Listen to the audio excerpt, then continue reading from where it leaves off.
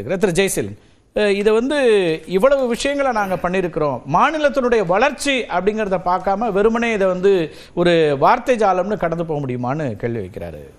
இப்போது எங்களுடைய மாண்புமிகு எதிர்க்கட்சி தலைவர் எதுக்காக இதை மாயாஜால பட்ஜெட்னு சொல்கிறேன்னு கேட்டிங்கன்னா, இப்போ உயர்கல்வி கல்வி ஒட்டுமொத்தமாக கல்விக்காக பார்த்தீங்கன்னா 57,039 கோடி ரூபாய் இந்த பட்ஜெட்டில் இடைக்கால பட்ஜெட்டில் ஒதுக்கியிருக்கிறாங்க.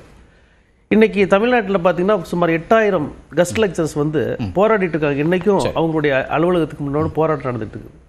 அப்போ கல்விக்காக இவங்க என்ன பண்ணியிருக்காங்கன்னு பார்த்தீங்கன்னா ஒன்றுமே பண்ண கிடையாது. ஆனால் உயர்கல்வியில் ஓங்கி வளர்ந்துருக்கிற தமிழ்நாடு பற்றி சொல்கிறாங்க தவிர, ஒரு எடுத்துக்காட்டாக என்னுடைய சட்டமன்றத்தில் இருக்கக்கூடிய ஒரு அரசு கலைக்கல்லூரியை நான் சொல்கிறேன். அங்கே பார்த்தீங்கன்னா 100 பேர் பணியாற்றணும், பேராசிரியர்கள் 100 பேர் இருக்கணும்.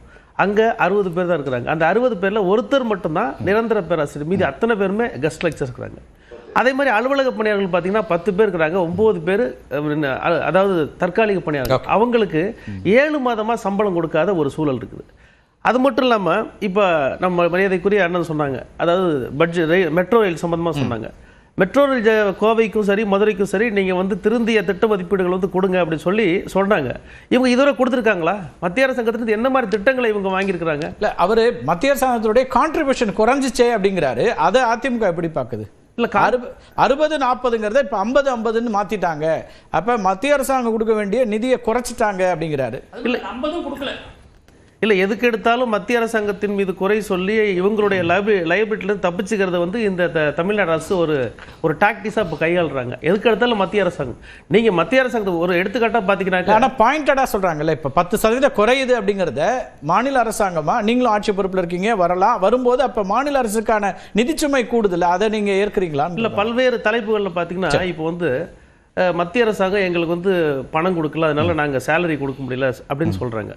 புதிய கல்விக் கொள்கை திட்டத்தை நீங்க அக்செப்ட் பண்ணாதான் நாங்க கொடுப்போம்னு சொல்லி மத்திய அரசு, அதை நீங்க ஏற்கிறீங்களா? இல்ல, அதை நிச்சயமா நாங்க ஏற்கல.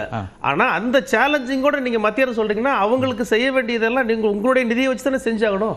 எதுக்கு எடுத்தாலும் சம்பளம் கொடுக்கலன்னா மத்திய அரசு கொடுக்கல. அப்போ மாநில அரசாங்கம் நிதியை பெருக்குவதற்கும் வருவாயை பெருக்குவதற்கும் ஒரு சவால்களோட சாதனைன்றாரு முதலமைச்சர். எங்களுக்கு இவ்வளவு சவால்கள் இருந்து ஆனா சாதிச்சிருக்கிறோம் அப்படிங்கிறாரு. இந்த சாதனைகள் இல்ல வேதனைகள் மட்டும்தான் இந்த ஆட்சியில் நிரம்பி இருக்கிறதுக்கு பல இந்தியாவுக்கே மாடலா இருக்குங்கிறாரு இந்த நிதியில. இல்ல, எல்லா விஷயத்திலும் மோசமான மாடலா இருக்குதுன்றதான் உண்மை. இந்தியாவுக்கே மாடல் சொன்னீங்கன்னா சட்டம் ஒழுங்குல மோசமான மாடலா இருக்குது. அதே மாதிரி மூலதன செலவுன்னு பார்த்தீங்கன்னா 5 லட்சம் கோடி நாங்கள் சொல்லிட்டு இருந்தோம். இன்னைக்கு 5 லட்சம் கோடிக்கு மேலே கடன் வாங்கிட்டாங்க. ஏறக்குறைய 10,62,000 கோடி ரூபாய் இவங்க கடன் வாங்கியிருக்கிறதா சொல்லியிருக்கிறாங்க. இதுல 78,677 கோடி ரூபாய் அந்த கடனுக்கு வட்டி செலுத்துறதுக்காக மட்டும் ஒதுக்கீடு செஞ்சிருக்கிறாங்க. அதே மாதிரி பார்த்தீங்கன்னா திட்டக்குழுவுடைய துணைத் தலைவராக இருக்கக்கூடிய மரியாதைக்குரிய திரு ஜெயரஞ்சன் அவர்கள், அவர் உங்களை போன்ற ஒரு பத்திரிகையாளர் கேட்கிற கேள்விக்கு இந்த மாதிரி அதிகப்படியாக கடன் வாங்கிட்டே இருக்கீங்களே, அது மக்களுடைய தலையில தானே அந்த கடன் விழுக அப்படி சொல்லும் போது அவர் நடந்து கொண்ட விதம் உங்களுக்கு என்ன, உங்கள் மேல ஏதாவது இருக்குது அப்படின்னு கேட்கறாங்க. இன்னைக்கு பாத்தீங்கன்னா மகளிர் உதவித்தொகை 5,000 ரூபாய் போட்டாங்க. அதாவது ஓட்டு வாங்குறதுக்காக அரசாங்க பணத்தை எடுத்து கொடுத்துட்டாங்க.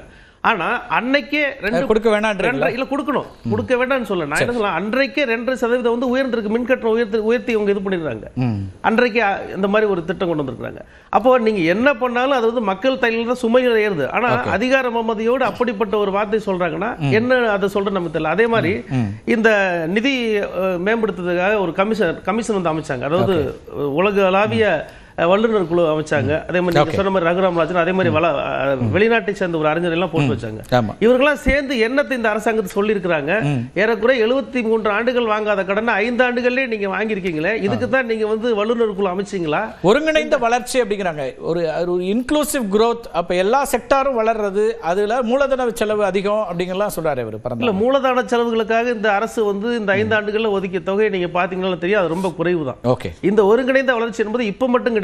தொடர்ந்து அதிமுக ஆட்சியில 10 ஆண்டுகள்ல அதற்கு முன்பாக இருந்த ஆட்சிகள் தொடர்ந்து இந்த தமிழ்நாட்டுடைய வளர்ச்சி என்பது மேம்பட்ட நிலையில தான் இருக்குது. அது ஏதோ திமுகவுடைய சாதனை என்று சொல்வதற்கு ஒண்ணுமே கிடையாது. அந்த மாதிரியான ஒரு சூழல் தான் இன்னைக்கு இருக்கு. அதனால நம்ம தொடர்ந்து பேசலாம். முதல் கருத்தா எடுத்துக்கிறேன். திரு ரவிக்குமார்ட்ட பேசிட்டு சார், பாலச்சந்திரன் சார் உங்கள்கிட்ட வரேன், சூர்யா உங்கள்கிட்ட நிறைய நீங்கள் தான் பதில் சொல்ல வேண்டியிருக்கும். ரவிக்குமார், எல்லாவற்றுக்கும் மத்திய அரசாங்கத்தை காரணம் காமிச்சு இங்கே செய்ய முடியாத விஷயத்துக்கெல்லாம் அப்படி கை காமிக்கிறாங்கன்னு திரு ஜெயசீலன் குறிப்பிடுறாரு. இப்போ இந்த நிதிநிலை அறிக்கையிலையும் அப்படிதான் தமிழ்நாடு அரசாங்கம் இதுலேருந்து எஸ்கேப் ஆகுது அப்படிங்கிறார், ஒரு விமர்சனத்தை முன்வைக்கிறார். இல்லை, செய்ய முடியாத விஷயங்கள்னு எதுவும் இல்லை. இப்போ அதாவது ஒன்றிய அரசு செய்ய முடியாத விஷயங்களை தமிழ்நாடு அரசு செய்து காட்டியிருக்குது. இப்போ ஒன்றிய அரசு வந்து கல்விக்கில் என்ன செய்திருக்காங்க அப்படின்னு தமிழ்நாடு அரசு செய்து இருக்கிற திட்டங்களோட ஒப்பிட்டு பார்த்திங்கன்னா தமிழ்நாடு அரசு ரொம்ப முன்னால் நிற்கிது. அதனால தான் சுகாதார கட்டமைப்பாக இருந்தாலும் சரி, கல்வியில் இருந்தாலும் சரி, அதுபோல் தொழில் முதலீடுகளை ஈர்ப்பதில் இருந்தாலும் சரி, இந்தியாவிலேயே முதலிடத்தில் தமிழ்நாடு விளங்குகிறது. அப்போ இதுக்கு வந்து செய்ய முடியாததுக்காக குறை சொல்கிறாங்கன்னு சொல்ல முடியாது. ஆனால் ஒன்றிய அரசு என்ன பண்ணுதுன்னா, தமிழ்நாட்டுடைய இந்த வளர்ச்சியை பார்த்து அது பொறாமை கொண்டு அதுதான் செய்கிறாங்களா அல்லது எதற்காக செய்கிறாங்கன்னு அவங்க தான் விளக்கம் சொல்லணும். ஆனால் தமிழ்நாட்டுடைய வளர்ச்சியை, முன்னேற்றத்தை கெடுப்பது போல அவர்கள் வந்து தொடர்ந்து செயல்பட்டு என்ன எப்படி அதை வந்து என்ன குற்றச்சாட்டு 5 ஆண்டுகளில் திமுக அரசு, அதாவது அவங்க வந்து கொடுக்க வேண்டிய நிதியை, மாநிலங்களுக்கு கொடுக்க வேண்டிய நிதி வருவாய் பகிர்வு அதை வந்து கொடுப்பதில்லை. குறிப்பாக ஜிஎஸ்டியில் அஷ்யூர் பண்ண ஒரு தொகை, ஆனால் கொடுக்கறது வந்து அதிலிருந்து குறைவான தொகை. அதுபோல் வந்து இந்த மாநிலங்களுக்கு ஒவ்வொரு திட்டத்துக்கு பிரித்து கொடுப்பது, அது வந்து 100 நாள் வேலை திட்டமாக இருந்தாலும் சரி, அல்லது போஸ்ட் மெட்ரிக் ஸ்காலர்ஷிப் திட்டமாக இருந்தாலும் சரி, சென்ட்ரலி ஸ்பான்சர்ட் வெல்ஃபேர் ஸ்கீம் எல்லாத்துக்குமான திட்டம், ஜல்ஜீவன் மிஷன்லேருந்து பிஎம்ஏஒய் வீடுகளுக்கான திட்டமாக இருந்தாலும் நிதி கொடுக்கும்போது அஷ்யூர் பண்ணுற தொகை ஒன்று, விடுவிக்கிற தொகை ஒன்று, அதை விட குறைவாக விடுவிக்கிறார்கள். இது பிற மாநிலங்களை விட தமிழ்நாட்டை குறிவைத்து வந்து வஞ்சிக்கிறாங்க. அடுத்தது இப்போ வந்து நீங்கள் தமிழ்நாடு மின் பகிர்மான கழகத்து மேலே அவங்க வந்து தேவையில்லாமல் பல்லாயிரக்கணக்கான கோடி ரூபாய் இப்போ தமிழ்நாட்டுக்கு கடன் சுமை ஏற்றுற மாதிரி ஒரு ரூலை வந்து போடுறாங்க. இப்படி பார்த்தீங்கன்னா கிட்டத்தட்ட ஒரு 40,000 கோடி ரூபாய் வந்து இன்னைக்கு கூடுதலான சுமை இன்னைக்கு அவங்க வரி அந்த அவங்க கொடுக்குற நிதி சரியாக கொடுக்காதது மட்டுமல்ல, தமிழ்நாட்டை பீனலைஸ் பண்ணுற மாதிரியான ரூல்ஸை வந்து மாற்றிக்கிட்டே இருக்கிறது. அது மாதிரி பண்ணதுனால இன்னைக்கு கல்வி திட்டங்களில் எப்படி வந்து சமகர சிஷாவில் விடுவிக்க மாட்டேங்கிற, ஜல்ஜீவன் மிஷனில் 3100 கோடி ரூபாய் விடுவிக்கல, இப்படி வந்து தொடர்ச்சியாக தமிழ்நாட்டுக்கு கொடுக்க வேண்டிய நிதி ஏறத்தாழ 40,000 கோடி ரூபாய்க்கு மேலான நிதியை வந்து கொடுக்காமல் மறுக்கிறதுனால இந்த சுமை வந்து இவங்களுக்கு கூடுதலாக இருக்கு. இதனால இப்ப என்ன பண்ண அந்த பற்றாக்குறையினுடைய அளவு வந்து அதிகரிக்குது. இதுக்காக தான் அவங்க கடன் வாங்க வேண்டி இருக்குது. இப்போ ஒன்றிய அரசனுடைய மாற்றாந்தாய் மனப்பான்மைங்கிறது வந்து ரொம்ப ஒரு மைல்டான வேர்ல்ட்ல வந்து சொல்லியிருக்காங்கன்னு தான் நான் நினைக்கிறேன். ஒன்றிய அரசு தமிழ்நாட்டை குறிவைத்து இன்னைக்கு வந்து அவங்க வஞ்சிக்கிறார்கள், தமிழ்நாட்டுக்கு துரோகம் செய்கிறார்கள். இதை வந்து நம்ம நிதிநிலை அறிக்கையில் சுட்டி காட்ட வேண்டியிருக்கு. அதனால தான் அவங்க சொல்றாங்களே தவிர, இதை சொன்னாலும் தமிழ்நாடு எந்தெந்த திட்டங்களை இன்னைக்கு வந்து செய்திருக்கு அது வந்து ஃபார் அஹெடா வந்து மற்றவங்களை விட, மற்ற மாநிலங்களை விட மட்டும் இல்லை, ஒன்றிய அரசு திட்டங்களை விட இன்னைக்கு கூடுதலாக இருக்கு. நீங்கள் ஒரு சின்ன உதாரணம் நான் சொல்கிறேன். ஓவர்சீஸ் ஸ்காலர்ஷிப், ஆதிராவிட மாணவர்களுக்கான ஓவர்சீஸ் ஸ்காலர்ஷிப்பை இன்றைக்கி இந்த 5 நாட்டில் கிட்டத்தட்ட 400 மாணவர்கள் போயிருக்காங்க வந்து